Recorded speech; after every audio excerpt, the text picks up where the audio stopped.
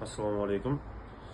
Мен осы вахтада істеп жатқаныма 1 жыл 1 ай болды. Ең басында келгенде жағдай онша емес болатын. Содан бізге менеджер регионнан осы птицефабриканы қарайтын менеджер бізге айтқан болатын. Осы алдағы уақытта жігіттер бәрі жақсы болып жатса, жайлап көтеріледі деп.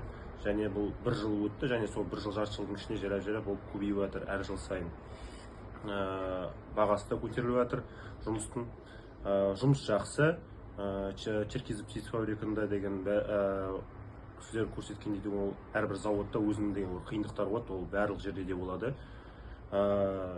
Не айтарым деген, жұмыс жақсы, зарплата уақытында төленеді, 15-30 күндері, және әрбір среда сайын, жұма сайын сіздерге аванс беріледі 2000 рубль көлемінде.